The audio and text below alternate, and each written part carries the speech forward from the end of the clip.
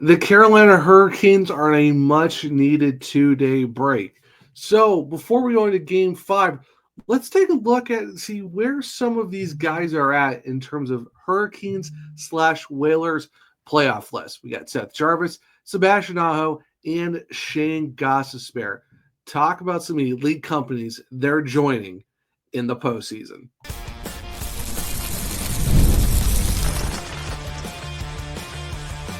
You're Locked On Hurricanes, your daily podcast on the Carolina Hurricanes. Part of the Locked On Podcast Network, your team every day. Welcome to a Wednesday edition of Locked On Hurricanes, your team every day, part of the Locked On Podcast Network. Thank you to the Everydayer for making this your first listen of the day. 5 days a week, Monday through Friday, talking everything about your Carolina Hurricanes. I'm your host, Zach Martin. I'm the credentialed Hurricanes beat writer over at the Hockey Writers, also the co-host of the Surgecast, which is a weekly Carolina Hurricanes podcast, along with all my duties here at Locked On Hurricanes.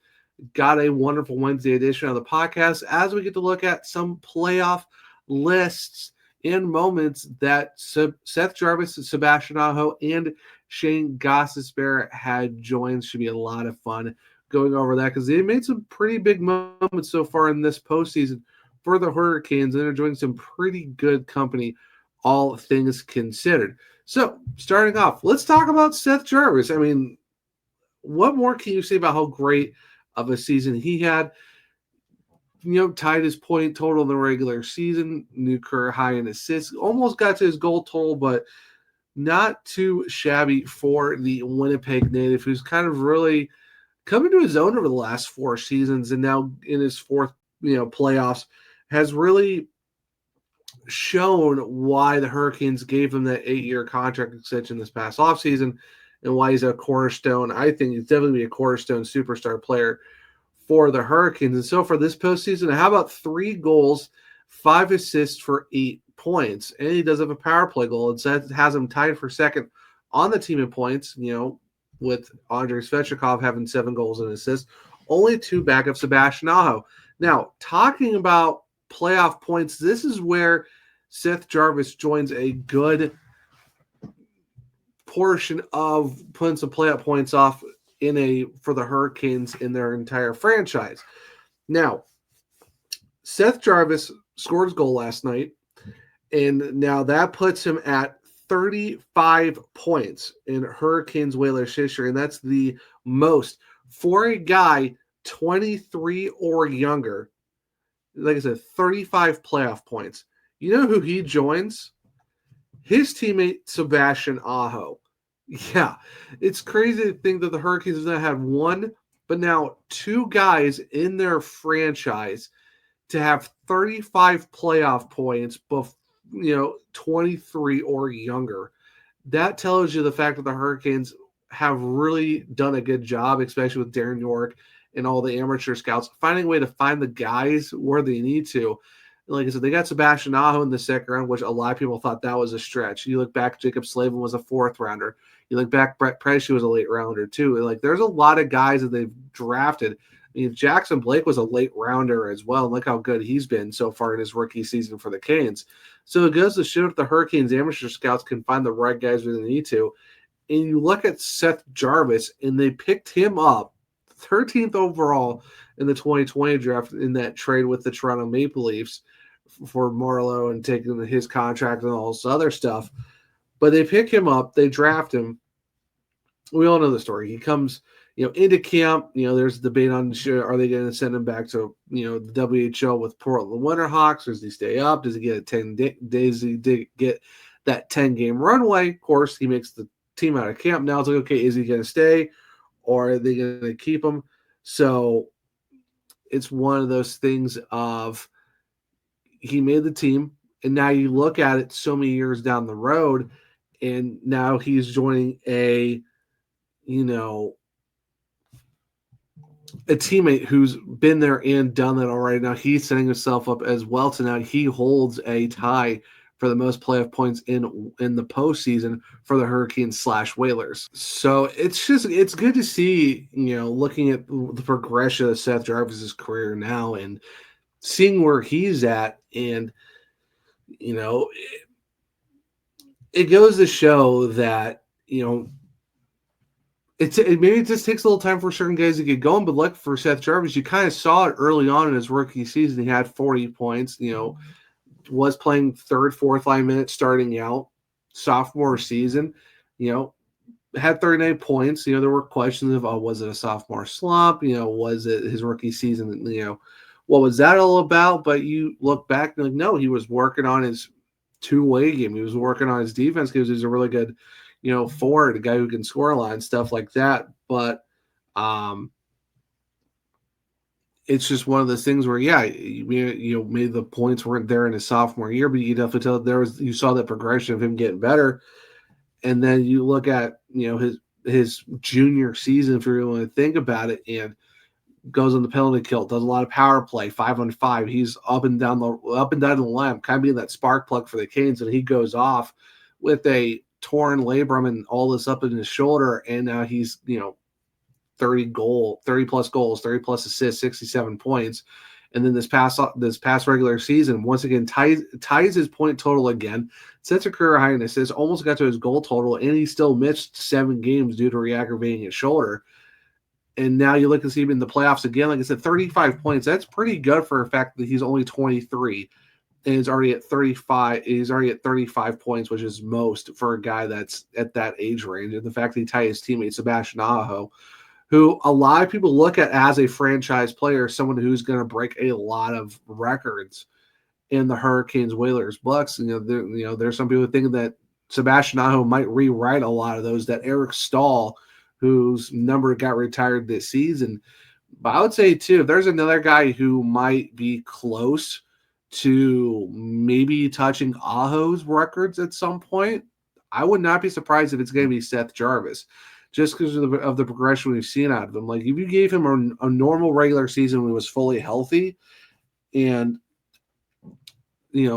maybe staying on the top line the whole time, or, seeing where he's at in different parts of the lineup, there's, without a doubt, there's no question that this guy could be at least 70 to 80 point player per season. That's just how good Seth Jarvis is, and that's just how underrated he is for what he can do. And that's why I know a lot of people are like, well, the Hurricanes don't have superstars. They got stars, but they don't got superstars. And it's like, well, you kind of look at Sebastian Aho. He could definitely be classified as a superstar.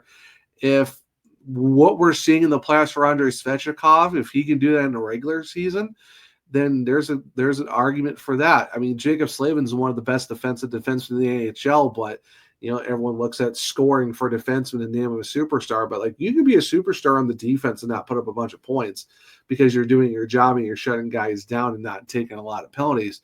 But if you look at Seth Jarvis, I mean, you look at personality wise, his all around 200-foot two-way game, north, south, east, west. For me, I love Sebastian Aho. I think is a great player, but if you ask me like who's the best all-around player who I think is a cornerstone franchise superstar type of guy, for me that's Seth Jarvis. That's just how good I think he is. And the fact that he's 23 in his 4th season in the AHL, he's not even hit his prime yet. They're talking prime being like 26, 27. We're still like 3-4 years away from that era of Seth Jarvis, and that's halfway through his contract that he's in right now, and like wait until he's up for a new contract when he's like 30. Like, what does that look like? I think you could tack on another 4, 5, 6 years to his his last ever deal, and he could be a lifer like Sebastian Aho, just like Jacob Slavin. So we got to show a lot of shine to Seth Jarvis right now. Yeah, because everyone's talking about Aho, Svechnikov, all these guys are doing well, but even Seth Jarvis are talking about him too. But just for the fact that he put himself into a spot where now he tied his teammate for the most playoff points in franchise history at 35 while being 23 or younger, you love to see it for a guy like him. Very well deserved. You love to see it for Seth Jarvis. Now, talking about Sebastian Aho, he joined a very elite list. This just goes beyond the Carolina Hurricanes. So stick around, and we'll talk about the number one fish here in a second on a Wednesday edition of Locked On Hurricanes. Looking for a snack that's both delicious and nutritious? Crack a good source of protein with wonderful pistachios. Wonderful Pistachios is one of the highest protein nuts. Each 1 ounce serving has 6 grams of protein, giving over 10% of your daily value. Plus, they're packed with fiber and better-for-you unsaturated fats to help keep you feeling fuller longer. Whether you're running between meetings or dropping off the kids, Wonderful Pistachios are the snack that works as hard as you do.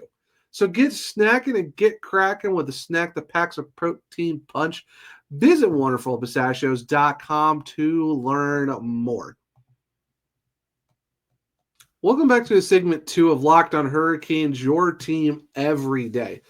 At the end of segment 1, we did talk about Seth Jarvis, and we kind of talked about, hey, there's another guy to talk about when we were, mentioning his teammate that he joined in the most playoff points that they got for 23 or younger, and that's Sebastian Aho. And Aho, he joins a great list as well. How about this? On the assist on the Seth Jarvis goal in Game 4, Aho now has 10 points in the playoffs. The list of players with 7 consecutive playoffs with at least 10 points. How about Bernie Georgian back in the 53 through 60 seasons? Wayne Gretzky, 1981 to 1991. Peter Forsberg, 1996 to 2002. And there's 3 guys right now who are active with 7 consecutive playoffs with at least 10 points. How about Mikko Rantanen, Brad Marchand, and Sebastian Aho? Talk about a who's who of guys that have gotten at least 10 points in 7 consecutive playoffs. That's a pretty good list to have. The fact that you're going all the way back to the 1953-60 playoffs. Then you're looking at the great one from 81 to 91 as well. And then, of course, you got to talk about the Swede that is Peter Forsberg from 96 to 2002. So you look at Sebastian Aho, and I mean, what an absolute run he's on right now. 3 goals, 7 assists for 10 points. The only guy for the Hurricanes to do it. Of course, we all know overtime game winner in Game 5 against the Devils. 3 power play goals, and 2 of them were in that Game 5 win.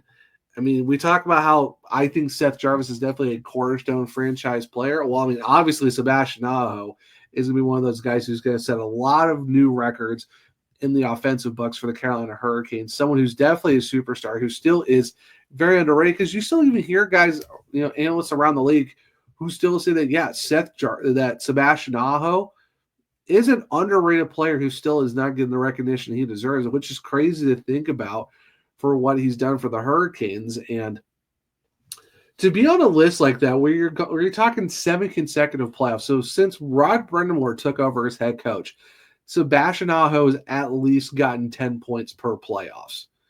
And we are going into Game 5 on Thursday. So, like, in 9 games, you're looking at the fact that it's just the games that you're in right now. You got the 5, you just did the 4. So you're talking 9 games. He's already got those points. Like, talk about just an absolute run he's on right now. To be over a point per game guy, of course, you talk about, you got your Connor McDavid, everyone's talking about it. Everyone's talking about Mikko Rantanen. Guys are talking, all these other teams, and you look at the Hurricanes, and it's like, hey, there's a guy who's doing the exact same thing in Sebastian Aho, and people want to talk about, the Hurricanes are boring. They're not a team that's worth watching. It's like, well, you're definitely missing a lot of good talent over there. Like I said, because you got Seth Jarvis doing his thing. You got Sebastian Aho setting consecutive playoff runs with points. You got Jacob Slavin, who's still the very underrated, the greatest defensive defenseman in the NHL. You're talking about Sean Walker, who scores first playoff goal in Game 4. You're looking at Frederick Anderson, who has been talked about a lot. I mean, you can't talk bad about a guy who's got a performance where he's looking at a 140 save and a 9 goals against average and a 930 save percentage. I mean, that just tells you that this Hurricanes team has just got a lot of good talent on it. That's close to star, maybe even superstar talent. But it's one of those things where the Hurricanes just get overlooked. But like I was talking about for Seth Jarvis. Seth Jarvis is a guy who's definitely a cornerstone franchise player who's done a lot in just 4 years. He's not even hit his prime yet. Well, Sebastian Aho is in his prime season, and you look at where he's at now. You're talking playoff points. You're talking, goals. You're talking about game winners. Like, shorthanded markers. Like Sebastian Aho is setting a lot of records in the regular season, and he's also setting them in the playoffs too. And he's someone who's projected to do a lot for the Carolina Hurricanes, and he still has a long way to go in his contract as well. I mean, you're paying him less than $10 million for what he can do, and he's looking like to be a lifer for the Carolina Hurricanes, just like Seth Jarvis, just like Jacob Slavin. Like, who knows where the Hurricanes are at even right now in the playoffs if it's not for Sebastian Aho's just insane, innate ability to score in overtimes. Like, that's something that's insane to think about, the fact of what he can do and the fact that his chemistry that he has with Seth Jarvis is next level. Like, those two guys feed off each other so well. That's why you saw them be, 1 and 2 in the points for the Hurricanes. Seth led the entire team in goals, and that's with him missing 7 games. But you got Sebastian Aho leading the team in assists and points this season, and also game winners, overtime goals, and stuff like that. And then Seth Jarvis leading the team in shorthanded goals. Like, that just goes to a fact of just these two guys, that 2024 connection runs so well together. And it's crazy to think that you look at the Hurricanes roster, you're like, they don't really have the true bona fide superstars. They might have some stars, but not the bona fide superstars. Like, what more can you really ask Sebastian Aho with the clutch factor that he has in his genes of what he can do? And that's something that's just insane to think about. Like, how can you look at a guy like Aho and be like, well, he's good, but is he the superstar level? I don't know about that. But you look at a guy for his entire regular season career, have like 677 games. You're talking about 283 goals, 348 assists for 631 points. He's a plus 121 in his plus minus. Like, that's insane to think about. Oh, let's not also forget the fact that he's got 68 power play goals and 190 power play points. Like, that's crazy to think about. Let's not even talk about his shorthands. How much? 20 shorthanded goals, 31 shorthanded points. He has 64 game winners out of 283 goals. That's the thing I'm talking about. This is just regular season Sebastian Aho of how good he's been. You want to look at playoff Sebastian Aho? Okay, how about this? How about an 83 playoff games? Sebastian Aho, 30 goals, 50 assists for 80 points, a plus 23. How about 10 power play goals out of the 30, 21 power play points. Then he's got 2 shorthanded goals, 3 shorthanded points. Oh, and he also has 6 game-winning goals, 2 of them being in the overtime. Everyone talks about, you got Mikko Rantanen 100-some points in so many games. Okay, that's actually pretty impressive, but you're talking about all these other guys who are like, oh, this guy's really good in the playoffs, or this guy's clutch in the playoffs. But, like, do you ever talk about Sebastian Aho very much? I really don't think so, but you look at where he's at.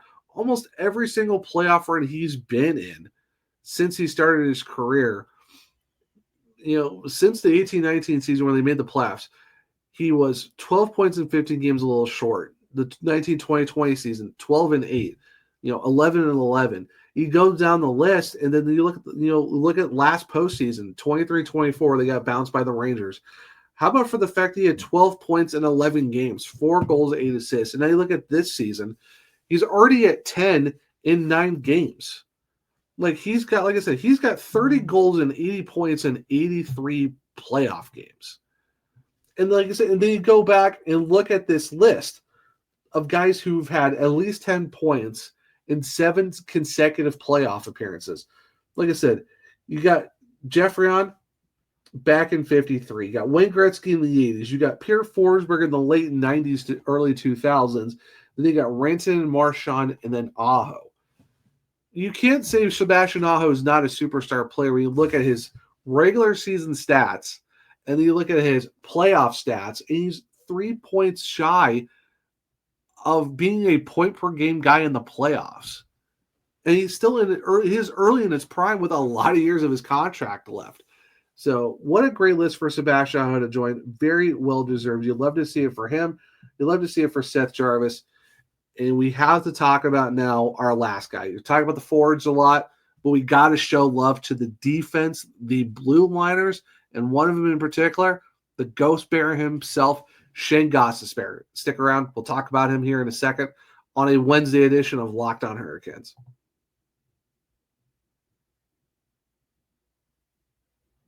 Welcome back to segment 3 of Locked On Hurricanes, your team every day.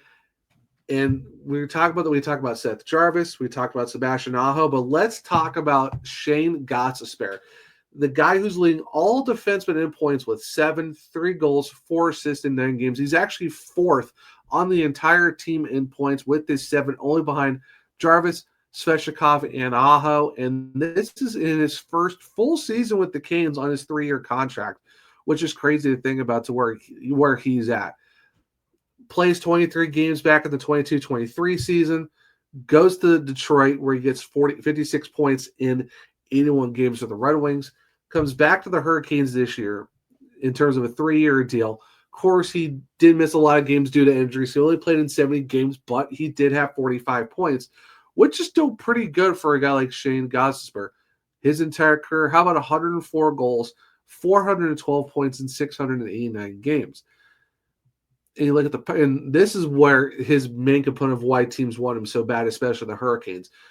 In terms of the power play, how about he's got in the regular season, how about 4 power play goals in the regular season, 27 power play points for the Hurricanes. That's more goals than he had with the Red Wings and 2 shy, but his entire career, 40 playoff goals, 196 40 power play goals and 196 power play points. Now you look at where we're at in the playoffs so far for Shayne Gostisbehere. In 41 games, he does have 5 goals for 15 points. Power play wise, 3 goals, 9 power play points in total this season. He does have 5 of those 9 because he's only been in the playoffs 5 seasons. Of course, he did it 3 times with the Flyers, and then he was back with the Carolina Hurricanes in 22-23, and then, of course, back this season. So not a lot of games for Shayne Gostisbehere, but for the fact that he's getting this runway now where he's getting 19 and a half minutes on average per game. He does have 5 power play points this season, which is already almost half of what he has his entire career. But the list that he joins, which is very awesome in terms of Canes Whalers history, his opening goal in Game 4 matched the 3rd most goals by a Canes/Whalers defenseman in a single postseason. There's only 2 guys that he trails for the most goals in a postseason. How about Sean Hill back in the 2002 season and during the playoffs, and then Frederik Cabriolet in the 2006 playoffs, which the Hurricanes won the Stanley Cup in. Those guys had 4.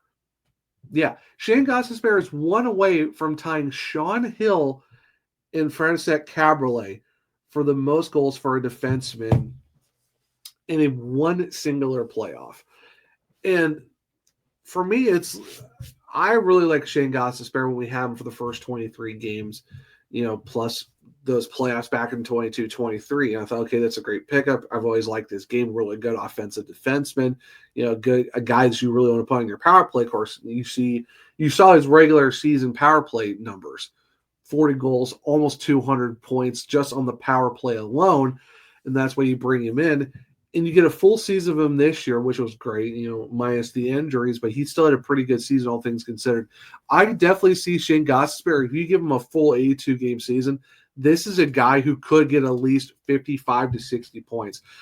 Don't be surprised that if Ghost stays healthy all next season for 25-26, he might break Brent Burns' 62 points next year. I could definitely see him doing that.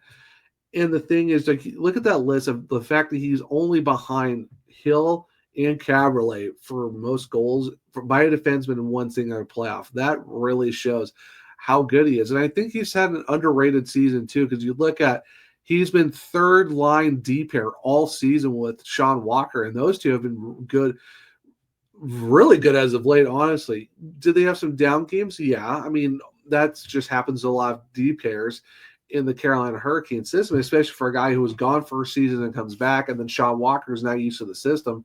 So it takes some growing pains for those guys to kind of, get used to a new system or get used to it again, and then figuring out as you go and be paired together. But we've seen through the regular season that it's gotten better. And just for the fact that Shayne Gostisbehere has gotten so much trust built in with Rod Brind'Amour and the coaching staff to be that guy on the power play one unit. So, and just you look at where he's been, and I think you give him his first full season. Now he's learned the system once again. Now you go into this current the upcoming off season.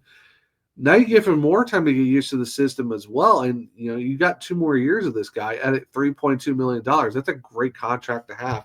That's on top of, we talk about Sean Walker in Tuesday's episode, who's got another 4 years at 3.6.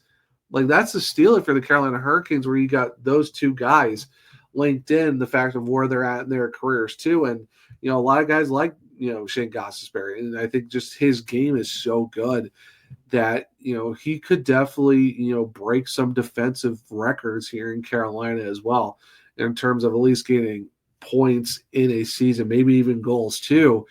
Now, in terms of career wise, that's definitely going to be tough for defensemen, since you got Jacob Slavin kind of basically have a lot of defenseman records. But just to see where Shayne Gostisbehere is at, and where he's at, sitting at the lineage of guys within the franchise in terms of goals, you love to see it for him. So it's just, you look at Seth Jarvis, what he's done in terms of power play, playoff points by a guy who's 23 or younger. You look at Sebastian Aho, what he's done in terms of just getting at least 10 in a playoff run. And then, of course, Shayne Gostisbehere, what he's done for the defense, leading the way, being that guy in terms of the points, being that offense that you definitely need for the Carolina Hurricanes. So 3 guys who definitely needed some shine, and being like, hey, this is where we're at for huge playoff moments, huge playoff lists of franchise and league-wise of where they're sitting in terms of big monumental numbers.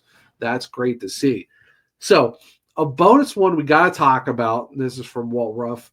Since Rod Brind'Amour became head coach in 2018-19, the Hurricanes have 22 wins on home ice when scoring first in the Stanley Cup playoffs.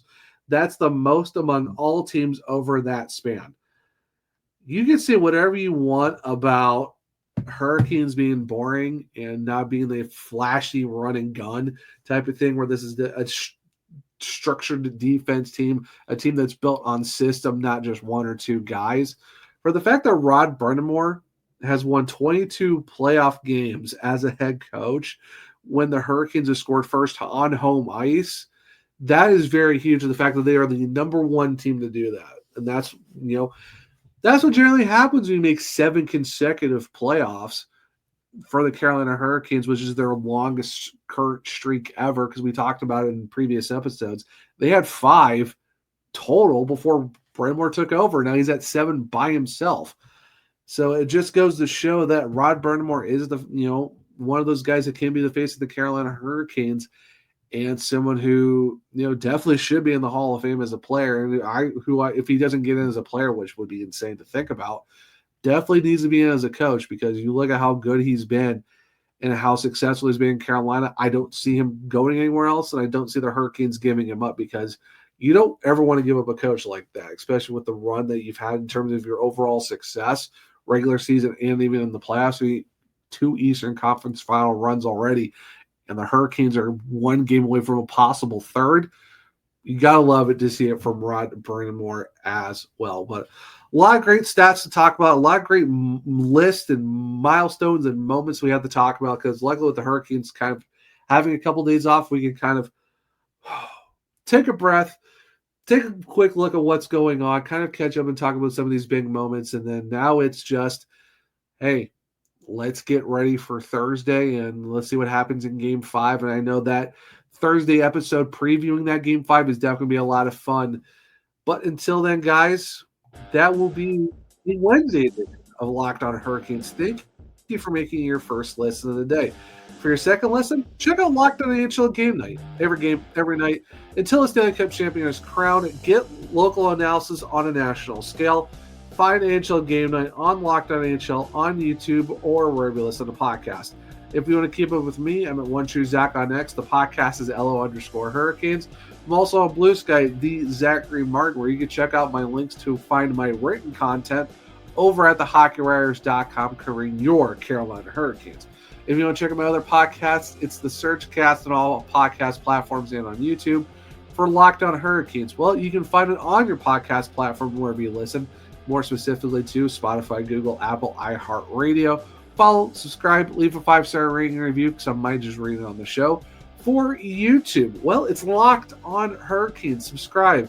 Hit the bell so you don't miss an episode. Hit the thumbs up so let me know if you like the show as well. Share it with all other Canucks to become everydayers just like you. But hope everyone enjoyed the Wednesday edition of Locked On Hurricanes. Enjoy your Wednesday. And until next time, as always, let's go Canes.